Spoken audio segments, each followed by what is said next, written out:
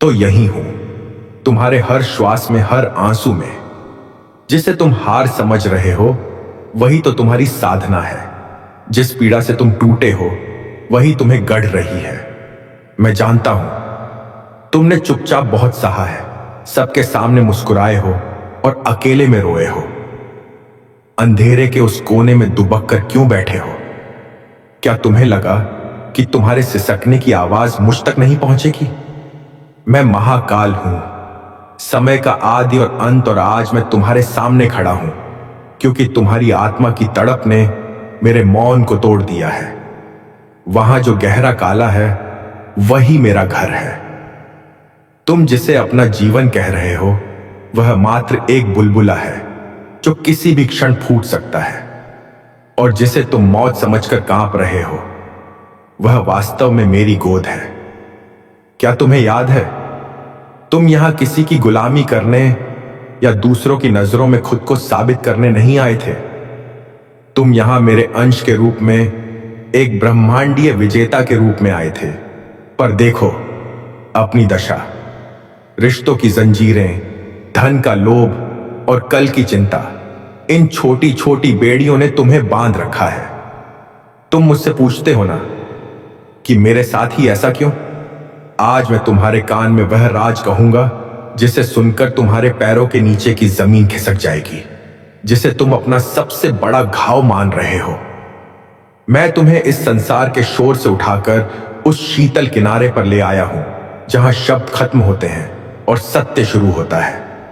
अब भागना बंद करो, खड़ा हो जाओ अर्जुन, क्योंकि अब जो तुम सुनोगे उसके बाद तुम्हारा पुराना अस्तित्व भस्म हो जाएगा और एक ऐसी अग्नि का जन्म होगा जो संसार को नहीं, तुम्हारे भीतर के अंधकार को जलाएगी।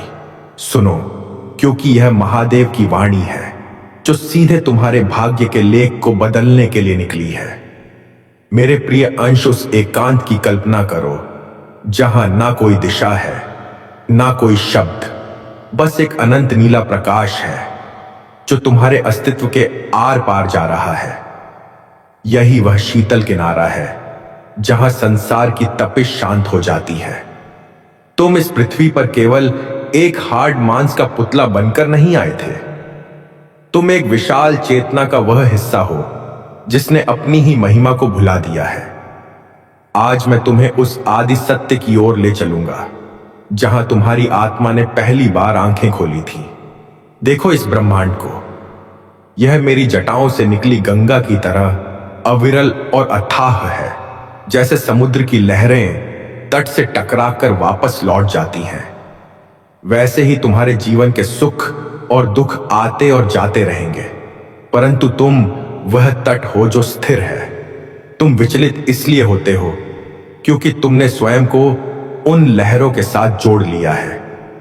तुम सोचते हो कि जब लहर शांत होगी तब तुम सुखी होगे, पर सत्य तो यह है कि लहर का धर्म ही उठना और गिरना है। पर सुनो मेरे बालक, आंसू कमजोरी नहीं, ये तो आत्मा की पवित्र अग्नि है। आज जो बोझ लग रहा है कल वही तुम्हारी शक्ति बनेगा। धैर्य रखो, अंधकार के बाद ही तो मेरी भस्म से उजाला जन्म लेता है। मैं तुम्हें छोड़कर कहीं नहीं गया, बस तुम्हें मजबूत बनते देख रहा हूं। जिस दिन तुम लहरों को छोड़कर उस गहरे मौन की ओर बढ़ोगे, उसी दिन तुम्हें उस शीतल किनारे का अनुभव होगा। तुम्हारी आत्मा सदियों से भटक रही है, कभी इच्छाओं के पीछे, कभी अपनों के मोह में, और कभी उस पहचान की तलाश में जो कभी तुम्हारी थी ही नहीं। तुमने महलों में सुख खोजा, तुमने रिश्तों में पूर्णता चाही, पर हर बार तुम्हें अधूरापन ही मिला। अपने साथ पिछले कई जन्मों के दुखों, अपमानों और असफलताओं की गठरी बांधकर चल रहे हो। तुम्हारी रूह उस बोझ से झुक गई है। तुम वर्तमान के इस दिव्य पल को जी ही नहीं पाते क्योंकि तुम्हारा मन या तो बीते हुए कल के घावों को कुरेद रहा है या आने वाले कल की अनिश्चितता से भयभीत है।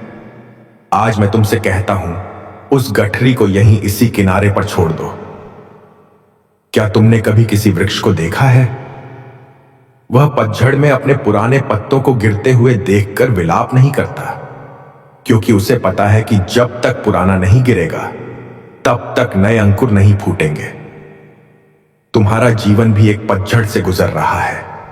यह जो तुम देख रहे हो यह विनाश नहीं है, यह सृजन की तैयारी है। मैं तुम्हारी उन सभी चीजों को छीन रहा हूं जो तुम्हारी उन्नति के मार्ग में बाधा है।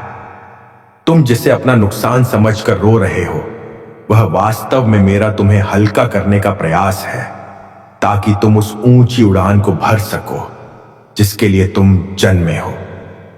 आओ मेरे करीब आओ।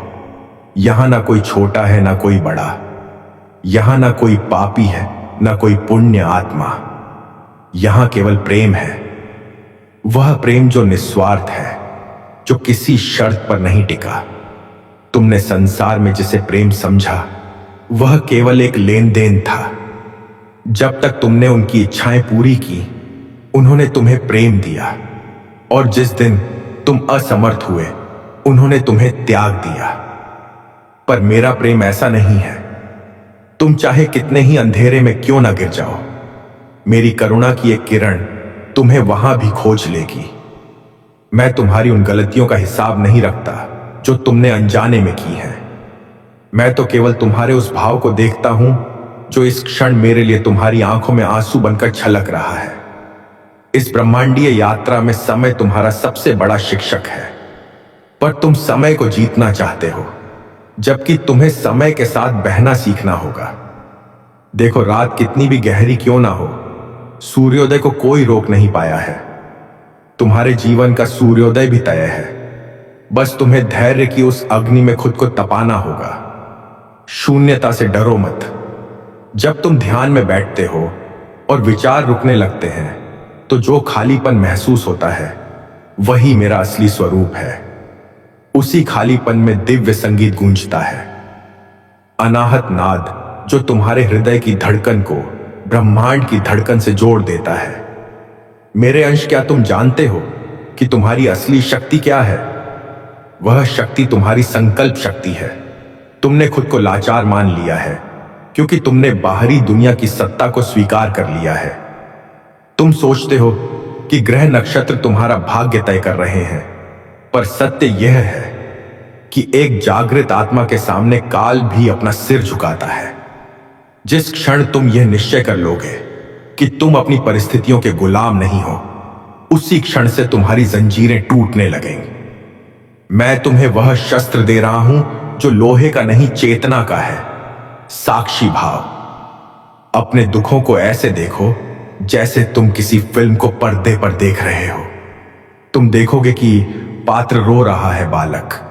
तुम रो रहे हो क्योंकि तुम्हारा मन थक गया है, तुम्हारी आत्मा बोझिल हो गई है।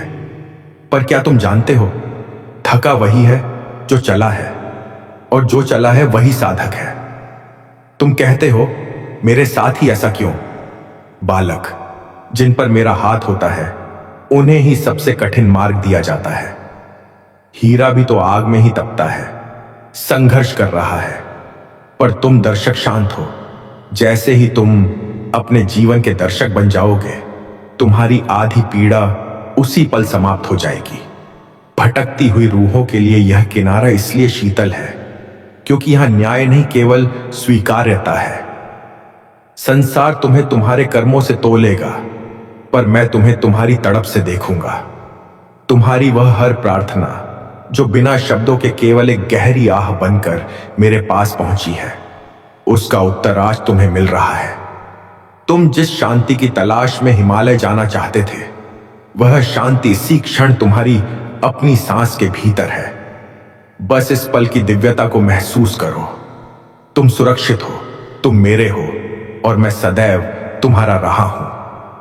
इस पहले पड़ाव पर अपनी आत्मा को इस सत्य से भीगने दो। अभी बहुत कुछ है जो तुम्हें जानना है। अभी उन ऊर्जाओं का खुलना बाकी है जो तुम्हें इस भौतिक शरीर की सीमाओं से ऊपर उठा देंगी। क्या तुम तैयार हो उस प्रकाश की अगली गहराई में उतरने के लिए? मेरे प्रिय अंश, भाग 1 में तुमने अपनी आत्मा की शून्यता और उस शीतल किनारे के प्रथम स्पर्श को अनुभव किया। अब भाग 2 में मैं तुम्हें उस रहस्यमयी गलियारे में ले चलूंगा जहां कर्म की जंजीरें बुनी जाती हैं और जहां से उनके टूटने का मार्ग प्रशस्त होता है। सावधानी से सुनो, क्योंकि तुम्हारी वर्तमान पीड़ा का उत्तर इसी सत्य में छुपा है। तुम अक्सर रात के सन्नाटे में आकाश की ओर देखते हो और अपनी नियति से प्रश्न करते हो, मैंने कभी किसी का बुरा नहीं किया, फिर मेरे ही साथ ऐसा क्यों हुआ? क्यों मेरे हिस्से में केवल संघर्ष और दूसरों के हिस्से में बिन मांगी खुशियां आई? वत्स, तुम जिसे जीवन कहते हो वह केवल एक छोटा सा अध्याय है, जबकि तुम्हारी आत्मा की पुस्तक अनंत जन्मों के पन्नों से भरी पड़ी है। जिसे तुम आज अन्याय कह रहे हो वह वास्तव में ब्रह्मांड का पूर्ण न्याय है। कर्म का विज्ञान तुम्हारे संसार के कानूनों से बहुत ऊपर है। यह एक ऐसा अदृश्य बैंक है जहां तुम्हारी हर छोटी सोच, हर भावना और हर किया हुआ कार्य जमा है। देखो, ब्रह्मांड में कुछ भी आकस्मिक नहीं है। यदि आज तुम्हारे मार्ग में कांटे हैं तो कहीं ना कहीं अतीत में तुमने उन बीजों को सिंचा था। पर दुखी मत हो, क्योंकि आज मैं तुम्हें उन बीजों एत को भस्म करने की विधि बता रहा हूं। कर्म दो प्रकार के होते हैं।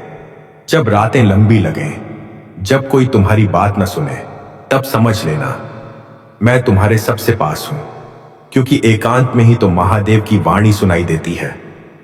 डरो मत बालक, जिसने विष पीकर संसार बचाया वह तुम्हारे दर्द को कैसे नहीं समझेगा। तुम्हारे आंसू मेरे जटाओं में समा जाते हैं और मैं उन्हें शक्ति में बदल देता हूं। प्रारब्ध जिसे तुम्हें भोगना ही होगा, और दूसरा वह जो तुम अब भी कर रहे हो, क्रियामाण जो तुम्हारा भविष्य लिख रहा है।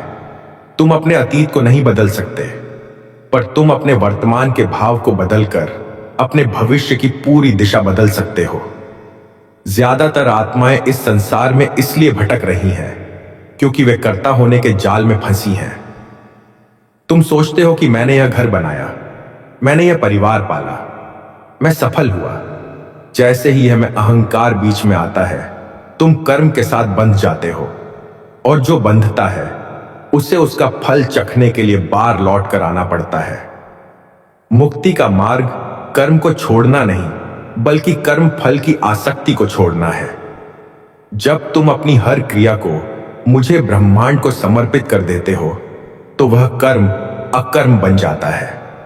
वह तुम्हें बांधता नहीं, बल्कि तुम्हें मुक्त करता है। क्या तुमने कभी बहती हुई नदी को देखा है? वह रास्ते में आने वाले पत्थरों से लड़ती नहीं, वह बस अपना रास्ता बदल लेती है, या उन पत्थरों को अपने प्रवाह से घिसकर रेत बना देती है।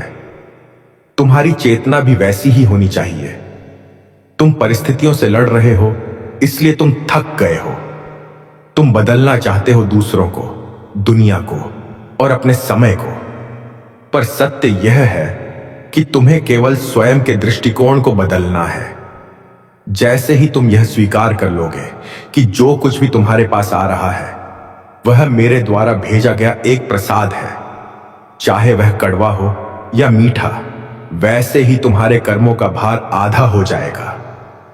वत्स, इस संसार के माया जाल में सबसे बड़ी बाधा अपूर्ण इच्छाएं हैं। तुम्हारी रूह उन चीजों के पीछे भाग रही है जो रेत के घरौंदों की तरह है। तुम प्रेम खोजते हो, पर तुम देह में उलझ जाते हो। तुम सुरक्षा खोजते हो, पर तुम धन में खो जाते हो। तुम शांति खोजते हो, पर तुम शोर के आदी हो चुके हो। याद रखना, जिस वस्तु या व्यक्ति के बिना तुम स्वयं को अधूरा महसूस करते हो, वही तुम्हारी गुलामी का कारण है। यह शीतल किनारा तुम्हें यह सिखाने के लिए है कि तुम अपने आप में पूर्ण हो। तुम्हें किसी बाहरी सहारे की आवश्यकता नहीं है, क्योंकि तुम स्वयं उस विराट शक्ति का पुंज हो। कभी एकांत में बैठकर अपनी सांसों को चलते हुए देखो। वे ना रुकती हैं, ना थकती हैं। वे तुम्हारे नियंत्रण में नहीं हैं, फिर भी वे तुम्हें जीवित रख रही हैं। जब तुम्हारी सांसों जैसा महत्वपूर्ण कार्य मेरे हाथ में है, तो तुम अपनी छोटी छोटी चिंताओं को लेकर क्यों व्याकुल हो? क्या तुम्हें मुझ पर इतना भी भरोसा नहीं कि मैं तुम्हारे जीवन की नाव को पार लगा दूंगा? तुम्हारी चिंता वास्तव में तुम्हारा अविश्वास है, और अविश्वास ही वह दीवार है जो मेरी कृपा को तुम तक पहुंचने से रोकती है। आज इस दूसरे पड़ाव पर मैं तुम्हें एक गुरु मंत्र देता हूं। साक्षी बनो, जो हो रहा है उसे होने दो। यदि दुख आया है तो उसे एक बादल की तरह गुजरते हुए देखो, उसे पकड़ो मत। यदि सुख आया है तो उसमें इतने मत डूबो कि होश खो बैठो।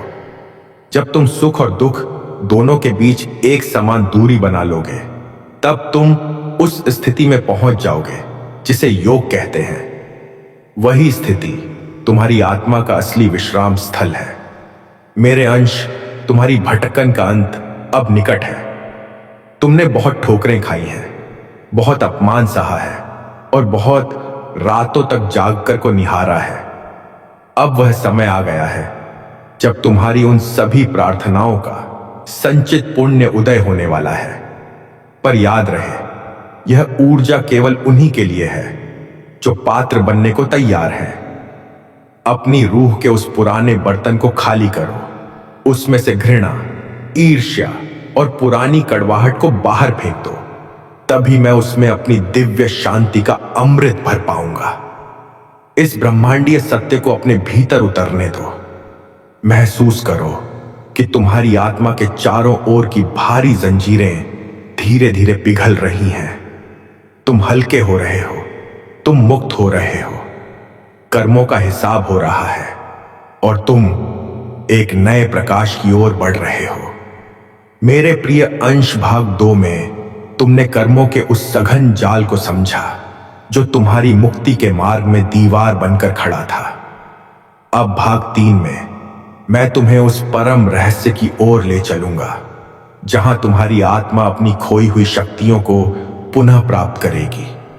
यह वह पड़ाव है जहां तुम्हारी चेतना उस स्तर पर पहुंचेगी जहां तुम केवल भाग्य के खिलौने नहीं, बल्कि अपनी नियति के स्वामी बनने की ओर कदम बढ़ाओगे।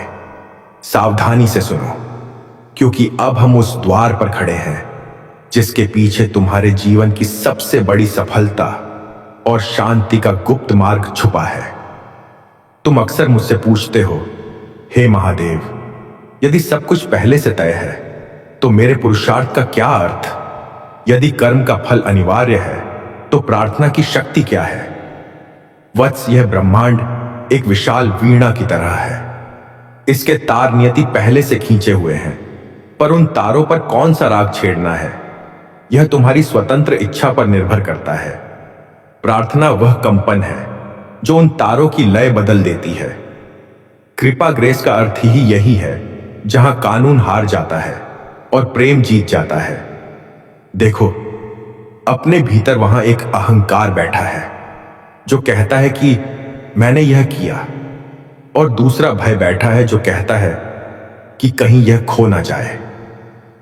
इन दोनों के बीच तुम्हारी असली शक्ति दबी हुई है।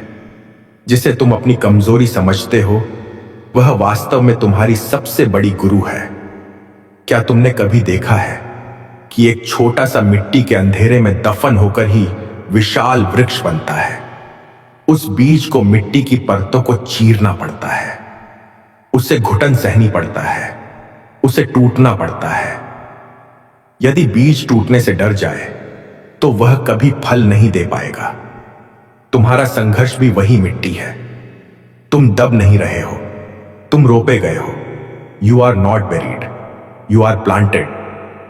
इस शीतल किनारे पर बैठकर आज विचार करो, तुम अपनी ऊर्जा कहां व्यय कर रहे हो?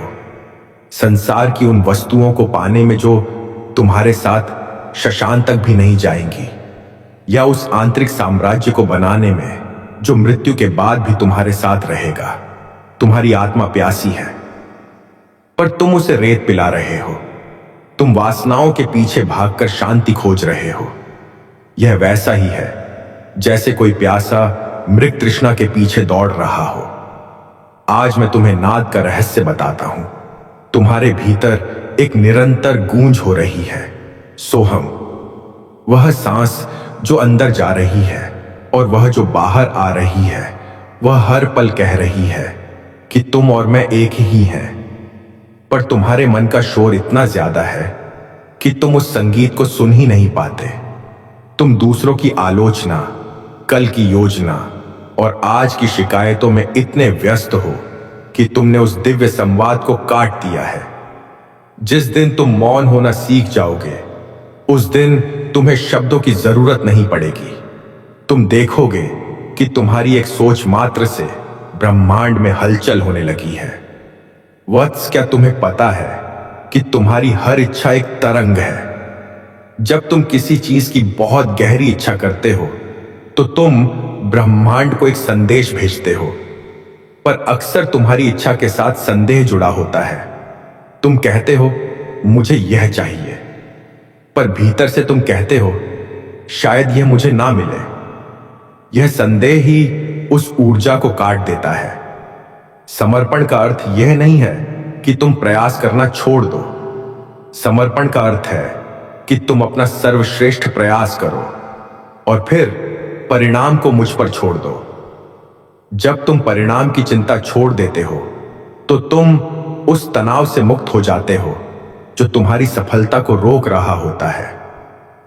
इस भाग में तुम्हें एक सत्य को आत्मसात करना हो। गाश, तुम इस जगत के केंद्र हो। तुम्हारे आसपास की दुनिया वैसी ही है जैसा तुम्हारा आंतरिक जगत है। जिस दिन तुम्हें अपमान मिला, जिस दिन तुम्हें तिरस्कार हुआ, उसी दिन तुम्हारी आत्मा अहंकार से मुक्त हुई। मैं तुम्हें ऊंचा उठाने से पहले हल्का करता हूं। यदि तुम्हारे भीतर अराजकता है तो तुम्हें बाहर भी शत्रु और बाधाएं ही दिखेंगी। यदि तुम भीतर से शांत और आनंदित हो तो कांटों भरा रास्ता भी तुम्हें फूलों की सेज लगेगा। यह वह कीमिया एल्केमी है जो एक साधारण मनुष्य को सिद्ध बनाती है। मेरे प्रिय अंश, अब अपनी रीढ़ की हड्डी को सीधा करो और महसूस करो कि एक स्वर्णिम प्रकाश तुम्हारे मूलाधार चक्र से उठकर तुम्हारे सहस्रार तक पहुंच रहा है। तुम केवल एक शरीर नहीं हो, तुम एक ऊर्जा पुंज हो। तुम्हारी रीढ़ में वह सप्त बसे हैं जिनकी खोज में ऋषि मुनि युगों तक तपस्या करते हैं। तुम जिसे बाहर ढूंढ रहे हो वह तुम्हारे भीतर अपनी आंखें खोलने का इंतजार कर रहा है। क्या तुम जानते हो कि तुम्हारी चेतना के कितने स्तर हैं? अभी तुम केवल जागृत अवस्था को जानते हो, पर इसके पार स्वप्न, सुषुप्त और तुरीय अवस्था है। मैं तुम्हें उस तुरीय अवस्था की ओर ले जाना चाहता हूं जहां तुम काल के प्रवाह को देख सको पर उससे प्रभावित ना हो, जहां तुम देख सको कि तुम कितने ही शरीरों को छोड़ चुके हो और कितने ही नए वस्त्रों को धारण कर चुके हो। इस बोध के साथ ही मृत्यु का भय विदा हो जाएगा, और जिस दिन मृत्यु का भय गया उस दिन तुम वास्तव में जीवित हो जाओगे। आज का यह संदेश तुम्हारी आत्मा के उस हिस्से को सहलाने के लिए है जो बहुत थक चुका है। यह किनारा शीतल इसलिए है क्योंकि यहां कोई प्रतिस्पर्धा नहीं है। तुम्हें किसी से आगे नहीं निकलना है, तुम्हें बस स्वयं तक पहुंचना है। अपनी आंखों से उस धुंध को साफ करो जो समाज ने, शिक्षा ने और संस्कारों ने तुम्हारी दृष्टि पर डाली है। देखो, मैं तुम्हारे सामने खड़ा हूं, तुम्हारी हर सांस में, तुम्हारे हर विचार में, तुम्हारे हर आंसू में। अब अपनी रूह को और अधिक गहराई में उतरने के लिए तैयार करो। अभी हमने केवल सतह को छुआ है, अभी उस महासागर की गहराइयों में छिपे हुए रत्नों को निकालना बाकी है। मेरे प्रिय अंश, भाग 3 में तुमने संकल्प की अग्नि और समर्पण की शीतलता के मिलन को अनुभव किया। अब भाग 4 में मैं तुम्हारी चेतना को उस महाभ्रम की ओर ले चलूंगा जिसे ज्ञानी माया कहते हैं। यह वह पड़ाव है जहां तुम्हारी आंखों पर बंधी वह पट्टी खुलेगी जिसे संसार ने यथार्थ का नाम दे रखा है। सावधानी से सुनो, क्योंकि इस सत्य को जानने के बाद तुम इस संसार को वैसी आंखों से कभी नहीं देख पाओगे जैसी आंखों से अब तक देखते आए हो। तुम जिस संसार को इतना ठोस, इतना वास्तविक और इतना स्थायी समझते हो, वह वास्तव में एक कॉस्मिक प्रोजेक्शन है। तुम एक ऐसे सपने में जी रहे हो जिसे तुमने स्वयं बुना है। देखो, इस जगत के प्रपंच को वही लोग, वही वस्तुएं, वही ईर्ष्या और वही असुरक्षा। क्या तुमने कभी गौर किया है कि तुम जिस सुख के पीछे भाग रहे हो वह मिलते ही ओझल क्यों हो जाता है? क्योंकि वह मृग तृष्णा है। तुम मरुस्थल में पानी खोज रहे हो जबकि तुम स्वयं अमृत के सागर हो। माया का सबसे बड़ा अस्त्र है इंद्रियां। तुम्हारी आंखें वही देखती हैं जो वे देखना चाहती हैं। तुम्हारे कान वही सुनते हैं जो उनके अहंकार को पुष्ट करता है। तुम अपनी 5 इंद्रियों के गुलाम बन गए हो। यह इंद्रियां तुम्हें बाहर की ओर खींचती हैं जबकि सत्य तुम्हारे भीतर बैठा है। जिस दिन तुम अपनी इंद्रियों को अंतर्मुखी करोगे उस दिन तुम्हें वह प्रकाश दिखेगा जिसकी चमक के आगे करोड़ों सूर्यों का प्रकाश भी फीका है। जिसे तुम ठोस पत्थर समझते हो वह वास्तव में ऊर्जा के नाचते हुए कण है, और उन कणों के बीच जो अंतराल है वही शिव है। वत्स, क्या तुमने कभी सोचा है कि तुम्हारी पीड़ा का असली कारण क्या है? तुम्हारी पीड़ा वस्तुओं का अभाव नहीं, बल्कि उन वस्तुओं से तुम्हारा जुड़ाव, अटैचमेंट है। तुम कहते हो यह मेरा पुत्र है, यह मेरा शत्रु है, यह मेरा घर है। जैसे ही तुम किसी वस्तु या व्यक्ति पर मेरा का ठप्पा लगाते हो तुम ब्रह्मांड के अनंत प्रवाह से कट जाते हो। तुम एक छोटे से तालाब में सिमट जाते हो जबकि तुम महासागर बनने के लिए पैदा हुए थे।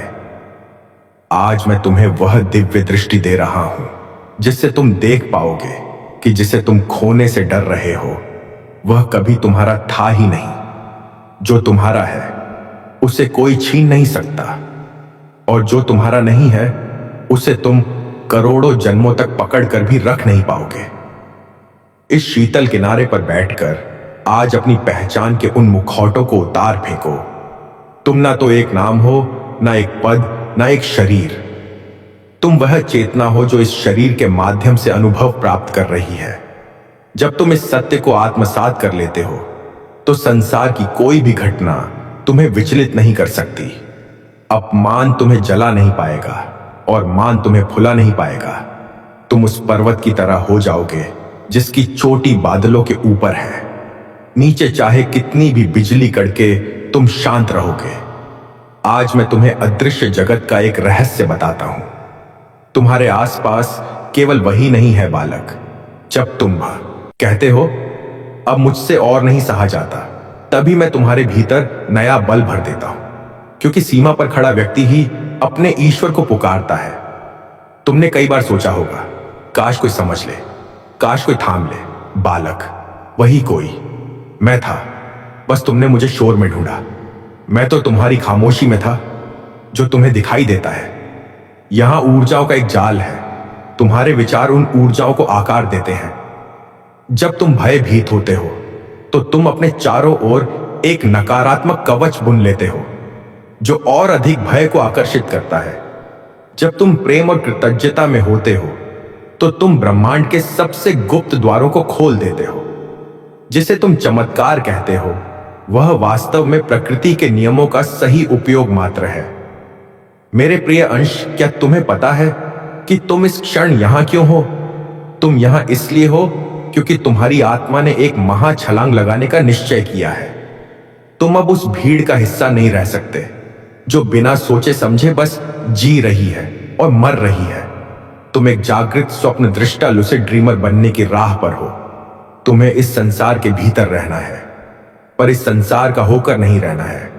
जैसे कमल का पत्ता पानी के भीतर रहकर भी गीला नहीं होता, वैसे ही तुम्हें इस माया के बीच रहकर भी अपनी पवित्रता को बचाए रखना है। इस भाग में तुम्हें अपनी इच्छा शक्ति, विल पावर को साधना होगा। माया तुम्हें प्रलोभन देगी, कभी धन के रूप में, कभी वासना के रूप में, कभी क्रोध के रूप में। प्रलोभनों के पार देख पाते हो तो तुम्हें वह शीतल किनारा दिखाई देता है जहां ना कोई द्वंद्व है, ना कोई युद्ध। महसूस करो, इस समय तुम्हारे माथे के बीचों बीच आज्ञा चक्र एक स्पंदन हो रहा है। वह तुम्हारी तीसरी आंख की दस्तक है। वह आंख जो भौतिकता के पार देखती है, वह आंख जो सत्य और असत्य के बीच का भेद जानती है। जब यह नेत्र खुलता है तो तुम्हें पता चलता है कि तुम कभी अकेले नहीं थे। मैं तुम्हारे भीतर बैठा हुआ तुम्हारी हर सांस का साक्षी हूं। तुम्हारी हर चोट मेरी चोट है, तुम्हारा हर उल्लास मेरा उल्लास है। वत्स, माया का पर्दा बहुत जीना है, पर इसे भेदने के लिए असीम साहस चाहिए। क्या तुम तैयार हो उन सभी धारणाओं को तोड़ने के लिए जो तुमने खुद के बारे में पाल रखी है? क्या तुम तैयार हो यह स्वीकार करने के लिए कि तुम असीमित इन्फिनिट हो? अब उठो, अपने माथे से भय पोंछो, अपने हृदय में विश्वास धारण करो। तुम्हारा समय आएगा, और जब आएगा तो संसार पूछेगा, इतना शांत होकर ये इतना शक्तिशाली कैसे? मैं तुम्हें वैसा नहीं बना रहा जैसा संसार चाहता है, मैं तुम्हें वैसा बना रहा हूं जैसा संसार को चाहिए। अब अपने आंसू पोंछो, सिर उठाकर चलो। तुम्हारी चाल में मेरी तपस्या है, तुम्हारी दृष्टि में मेरा वैराग्य। याद रखना बालक, तू अकेला नहीं है, तेरी हर लड़ाई में महादेव तेरे साथ खड़ा है। बालक, तू रो मत, मैं तेरे साथ हूं।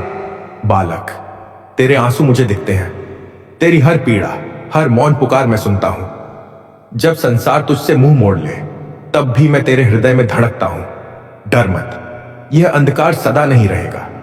आज जो बोझ भारी लग रहा है, कल वही तुझे मजबूत बनाएगा। मैं तेरी परीक्षा नहीं, तेरी शक्ति को जगाने आया हूं। धैर्य रख, विश्वास रख, तेरा हर प्रयास व्यर्थ नहीं जाएगा। जिस दिन तू खुद पर विश्वास कर लेगा, उस दिन समझेगा महादेव सदा तेरे साथ थे, हैं और रहेंगे। जिस आग से तू जल रहा है, वही आग तुझे सोना बनाएगी। लोग तुझ पर हंसे, लोगों ने तेरी नीयत पर सवाल उठाए, तेरे अपने भी तुझे छोड़ गए, पर याद रख, जब पूरी दुनिया छोड़ देती है, तब महादेव किसी को पकड़ते हैं। मैंने तुझे अकेला नहीं छोड़ा, मैं तो बस तेरे भीतर मौन होकर बैठा था, ताकि तू स्वयं को पहचान सके। धैर्य का पाठ बालक, धैर्य रख। मैं देर करता हूं, पर अंधेर नहीं। तेरी एक एक पीड़ा गिनी जा चुकी है, तेरी हर रात की आह मेरे पास दर्ज है। जिस दिन तेरे जीवन का पहिया घूमेगा, लोग कहेंगे यह अचानक कैसे बदल गया, पर तू जानता होगा यह अचानक नहीं था, यह वर्षों का सहन था। टूटे मन के लिए संदेश बालक, अगर आज तेरा मन टूटा है तो समझ ले, मैं तेरे भीतर नया मंदिर बना रहा हूं। मैं पत्थर तोड़ता हूं तभी शिवलिंग बनता है। अगर तू आज रो रहा है तो कल तू सहारा बनेगा उनके लिए जो आज तेरी तरह टूटे हैं। विश्वास की कसौटी बालक, मुझ पर विश्वास तब नहीं होता जब सब कुछ ठीक हो। मुझ पर विश्वास तब होता है जब कुछ भी ठीक ना हो, और फिर भी तू कहे महादेव मैं तुझ पर छोड़ता हूं। तेरा यह छोड़ना तेरी सबसे बड़ी शक्ति है। कर्म और फल बालक, तू अपना कर्म कर, फल की चिंता मुझे करने दे। मैं हर किसी को उसके कर्मों का उत्तर देता हूं। कोई बच नहीं सकता, कोई छिप नहीं सकता। जो आज तुझे रुला रहे हैं, वे भी मेरे ही न्याय में हैं। नया सवेरा बालक, यह रात लंबी है पर अंतहीन नहीं। एक दिन तू मुस्कुराएगा और बोलेगा, अगर वह समय ना आता तो मैं यह इंसान न बनता। उस दिन तेरी आंखों में अहंकार नहीं होगा, कृतज्ञता होगी। अंतिम आशीर्वाद बालक, तू रो मत, तू डर मत, तू थक भी जाए तो बैठ जा, पर पीछे मत हट। मैं तेरे साथ हूं, तेरी हर सांस में हूं, तेरे हर संघर्ष में हूं। जब तू मेरा नाम लेता है, मैं वहीं प्रकट हो जाता हूं। बालक, जब तू अकेले बैठकर खामोशी से सोचता है, तुझे लगता है कोई नहीं सुन रहा, पर उसी खामोशी में मैं सबसे ज्यादा पास होता हूं। मैं तेरी वो बातें भी जानता हूं जो तू किसी से कह नहीं पाया, तेरी वो पीड़ा भी जानता हूं जिसे तू मुस्कान के पीछे छुपाता है। बालक, तू मजबूर नहीं है, तू बस उस मोड़ पर है जहां से जीवन बदलता है। मन के तूफान, जब मन में हजार सवाल उठे, जब नींद भी साथ छोड़ दे, जब भविष्य अंधकार लगे, तब समझ ले महादेव तेरे भीतर नया रास्ता बना रहे हैं। हर तूफान कुछ तोड़ने नहीं आता, कुछ साफ करने आता है। अपमान और उपेक्षा बालक, लोग तुझे तेरी चुप्पी के कारण कमजोर समझते हैं। वे नहीं जानते कि मौन में कितना सामर्थ्य छिपा है। जिसे दुनिया नकार देती है, उसे मैं स्वीकार करता हूं। जिसे लोग तुच्छ समझते हैं, उसे मैं महान बनाता हूं। तेरा समय आएगा, पर उससे पहले तेरा धैर्य परखा जाएगा। जब मन हार मान ले बालक, अगर कभी मन कहे अब नहीं हो रहा, तो रो लेना, पर यह मत सोचना कि तू अकेला है। तेरे हर आंसू के साथ मैं बैठा हूं, मैं तुझे देख रहा हूं, मैं तुझे संभाल रहा हूं। मौन प्रार्थना बालक, हर प्रार्थना शब्दों में नहीं होती, कभी कभी बस सह लेना ही सबसे बड़ी पूजा होती है। जब तू बिना शिकायत आगे बढ़ता है, तब मेरा आशीर्वाद अपने आप उतरता है। परिवर्तन का समय बालक। आज तू जिस जगह खड़ा है, वहीं से तेरा नया जन्म होगा। जो तुझे आज तोड़ रहा है, वही कल तुझे पहचान देगा। जो आज तुझे रुला रहा है, वही तुझे दूसरों का सहारा बनाएगा। जीवन का सत्य मैं तुझे धन नहीं सिखा रहा, मैं तुझे संतुलन सिखा रहा हूं। मैं तुझे भीड़ नहीं दे रहा, मैं तुझे आत्मबल दे रहा हूं। क्योंकि जिसके पास आत्मबल है, वह कभी हारता नहीं। अंतिम आश्वासन इस भाग का। बालक, अगर आज तू गिरा है, तो कल उठेगा भी तू ही। मैं तुझे गिरने से नहीं, हार मानने से रोक रहा हूं। मेरे नाम का सहारा रख, अपने कर्म का दीप जलाए रख। मैं तेरे साथ हूं, आज भी, कल भी, और तब तक जब तक तेरी आत्मा मुक्त न हो जाए। जब तू सबके बीच होते हुए भी खुद को अकेला महसूस करे, तो समझ ले, मैं तुझे भीड़ से नहीं, तुझसे मिलाने आया हूं। भीड़ शोर देती है, पर आत्मा को शांति सिर्फ मौन देता है। आत्मा की पुकार बालक, तेरी आत्मा बहुत कुछ सह चुकी है। तू हंसता रहा, पर भीतर से टूटता रहा। मैं ये सब देख रहा था। मैं चुप था, पर अनुपस्थित नहीं। मैं चाहता था कि तू दूसरों पर नहीं, अपने भीतर मुझ पर भरोसा करे। गिरना और उठना बालक, गिरना पाप नहीं है। गिरकर न उठना अपने ऊपर अविश्वास है। मैंने तुझे बार बार उठाया, पर तूने समझा यह तेरी किस्मत है। नहीं बालक, यह मेरी तैयारी थी। अकेलेपन का रहस्य बालक, अकेलापन सज्जा नहीं होता, यह आत्मज्ञान की शुरुआत होती है। मैं साधुओं को भीड़ में नहीं, एकांत में बुलाता हूं। जो मुझे पाना चाहता है, उसे पहले खुद से मिलना पड़ता है। सहनशीलता की साधना बालक, तू जितना सह रहा है, उतना ही भीतर से मजबूत बन रहा है। जिसे मैं जल्दी देता हूं, वह संभाल नहीं पाता। जिसे देर से देता हूं, वह जीवन भर कृतज्ञ रहता है। समय का चक्र बालक, समय कभी स्थिर नहीं रहता। आज जो नीचे है, वह कल ऊपर होगा।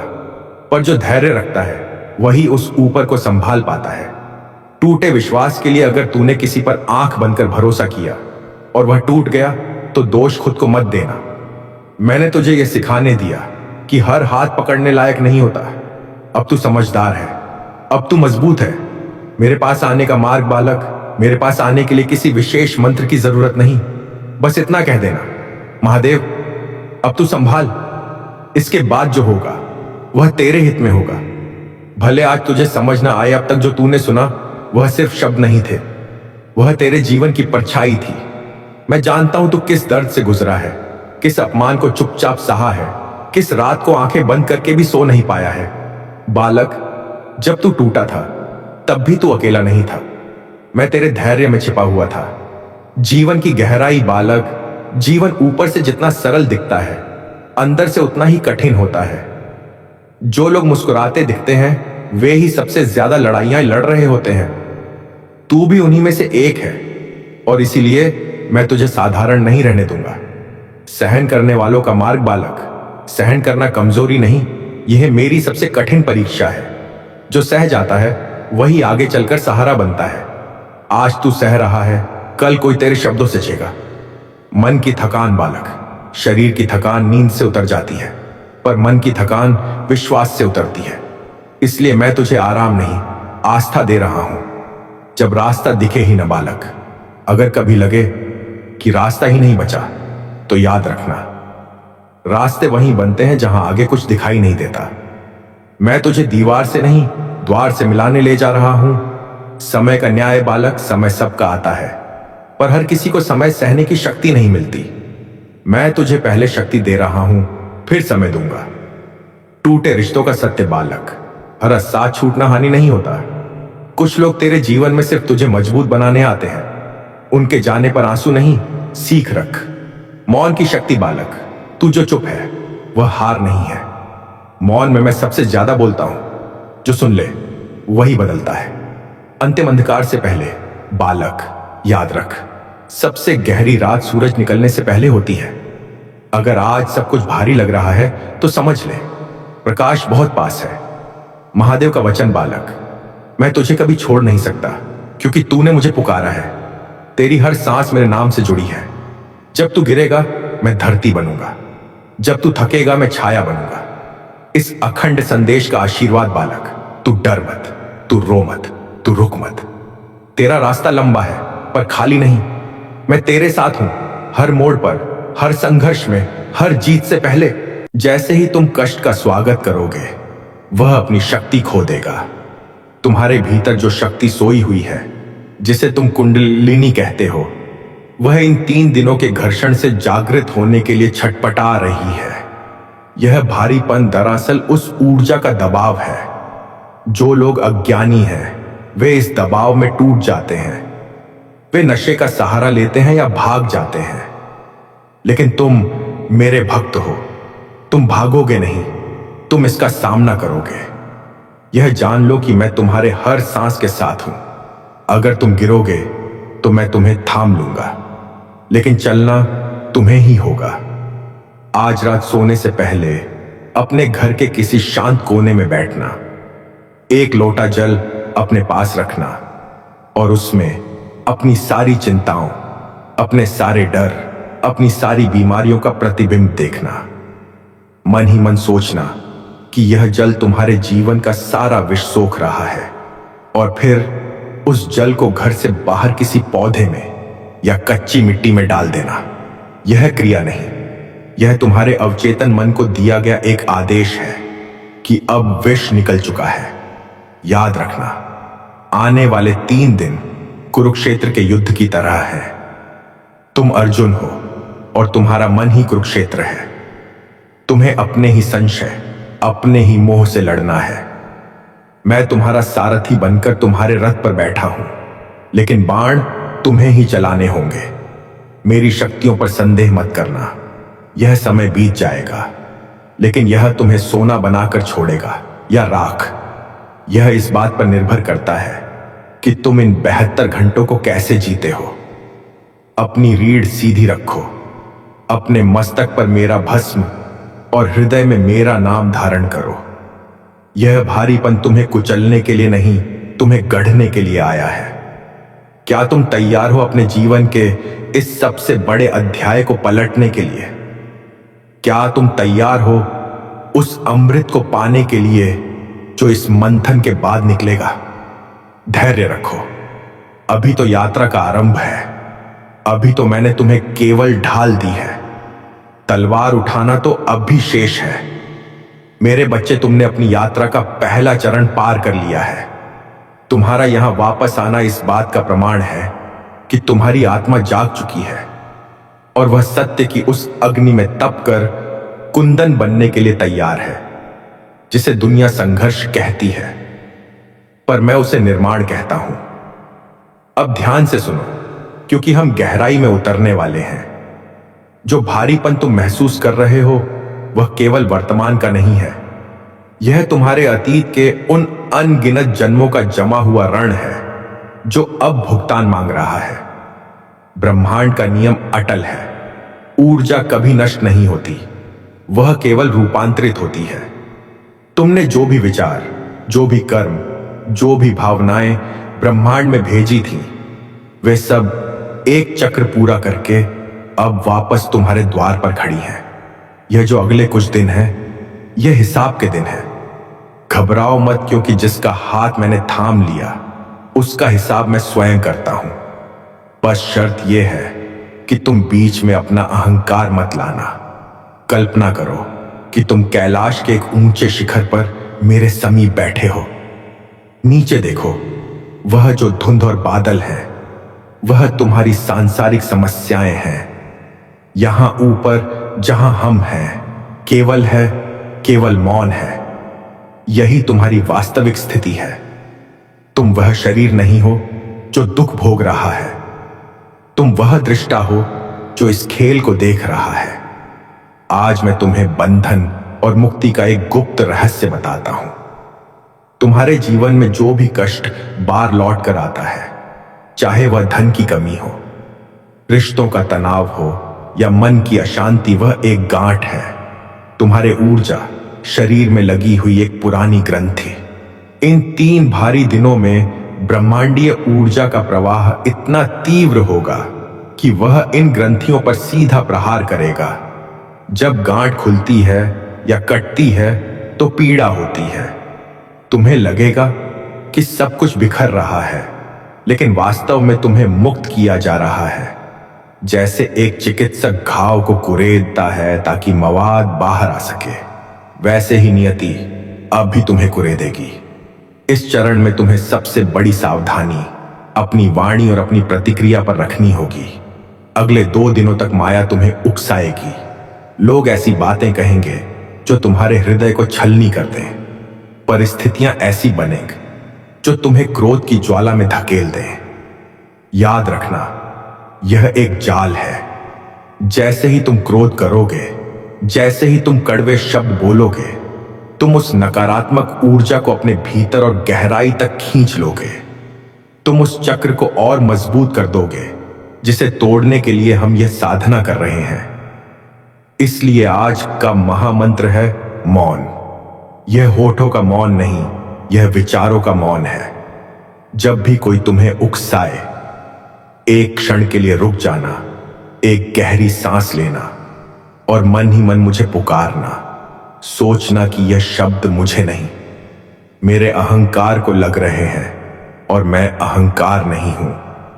जैसे ही तुम प्रतिक्रिया देना बंद कर दोगे, सामने वाले की नकारात्मक ऊर्जा उसी के पास वापस लौट जाएगी।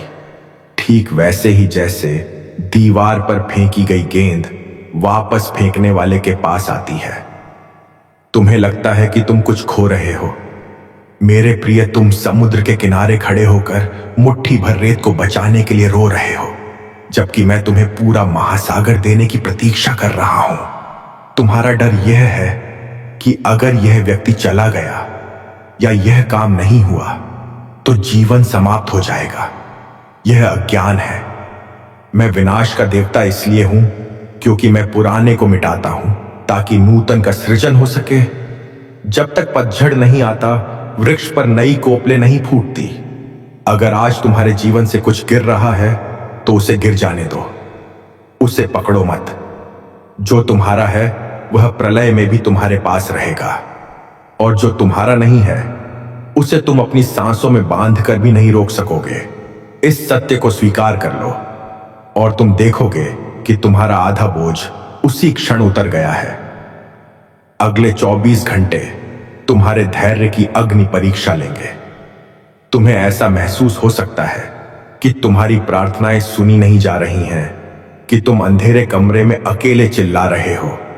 लेकिन यही वह समय है जब बीज मिट्टी के भीतर अंधेरे में टूटता है।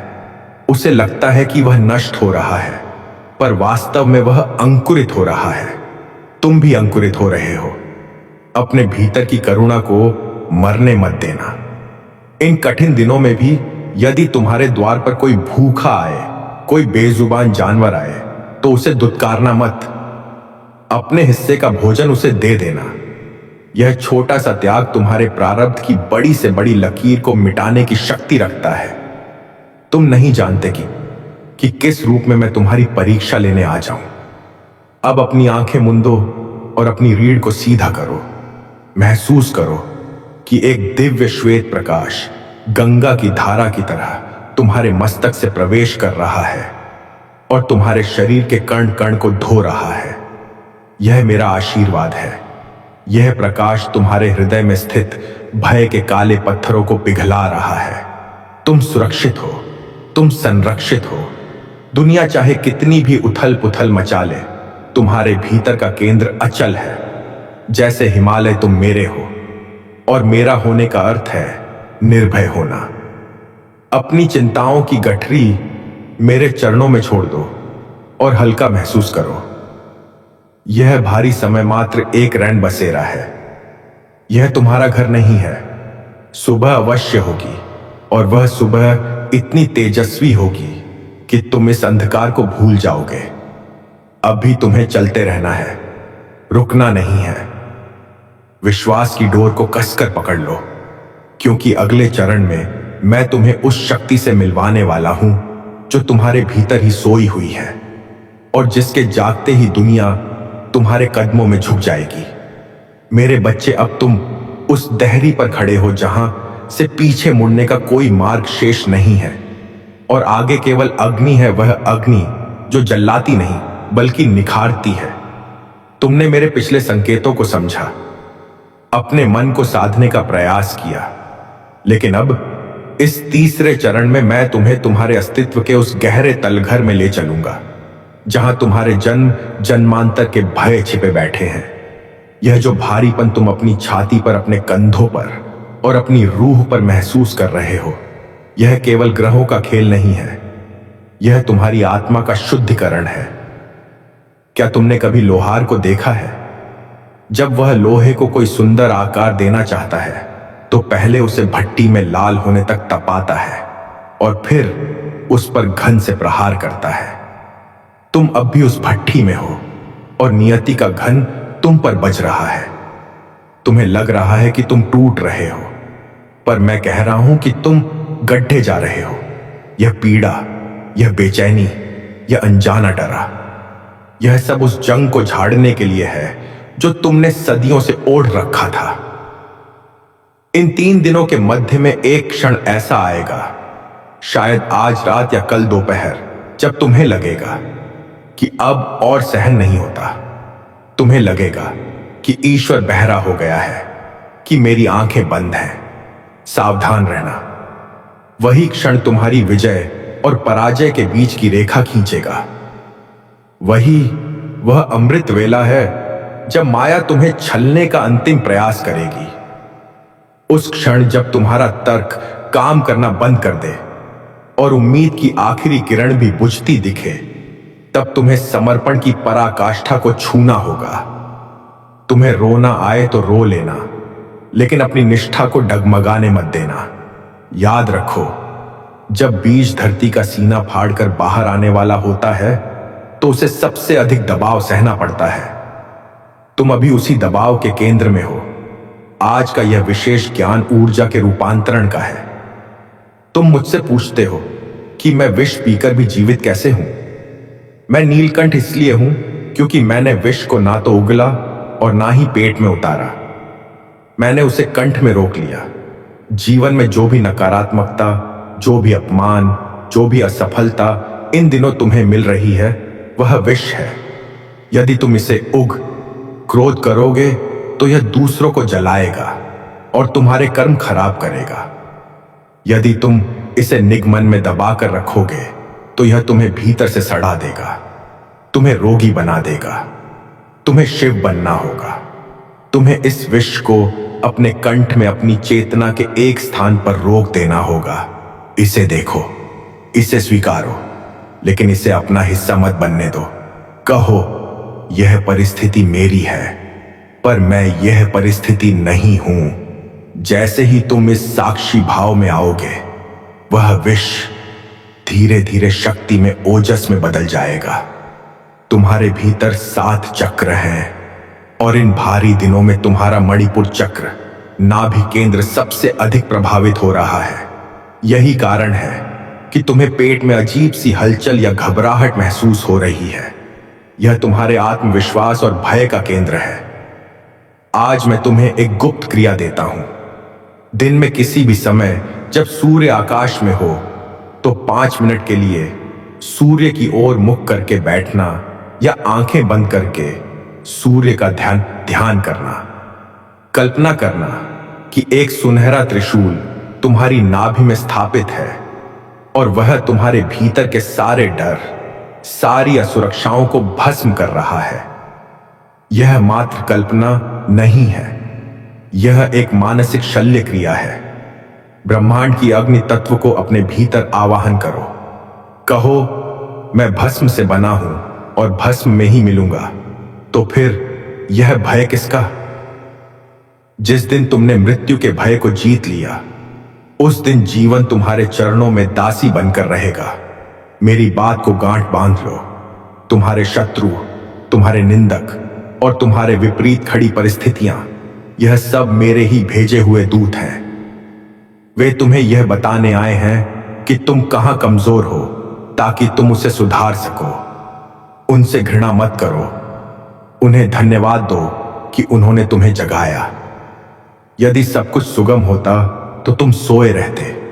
यह तूफान तुम्हें जगाने आया है। तुम्हारी नाव डगमगाएगी, लहरें ऊपर तक उठेंगी, लेकिन मैं उस नाव का खेवैया हूं, उसे डूबने नहीं दूंगा। बस तुम नाव से कूदने की मूर्खता मत करना, विश्वास की रस्सी को पकड़े रखना। अगले कुछ घंटों में तुम्हें कुछ पुराने चेहरे, कुछ भूली हुई यादें सता सकती हैं। कोई पुराना प्रेमी, कोई बिछड़ा हुआ मित्र या कोई पुरानी गलती अचानक तुम्हारे सामने आ खड़ी होगी। यह परीक्षा है कि क्या तुम अब भी अतीत के जंजीरों से बंधे हो। उस स्मृति को देखो, उसे प्रणाम करो और विदा कर दो। उसे फिर से अपने वर्तमान में स्थान मत देना। तुम एक नई यात्रा पर हो और भारी सामान के साथ पहाड़ नहीं चढ़ा जा सकता। हल्का होना ही ऊपर उठने का एकमात्र नियम है।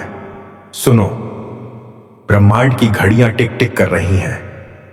एक बहुत बड़ा अवसर बादलों के पीछे से झांक रहा है। यह अंधकार उस अवसर का पर्दा है। जैसे ही तुम इस परीक्षा को पास करोगे, पर्दा गिर जाएगा। तुम नहीं जानते कि मैं तुम्हारे लिए क्या योजना बना रहा हूं। वह तुम्हारी छोटी सी बुद्धि और छोटी सी मांग से बहुत परे है। तुम मांगते हो एक बूंद, मैं लाया हूं पूरा सागर। लेकिन क्या तुम सागर को संभालने के पात्र हो? यह 3 दिन तुम्हारी पात्रता सिद्ध करने के दिन है। अपने पात्र को बड़ा करो, अपनी सोच को विशाल करो, क्षुद्र बातों में उलझना छोड़ो।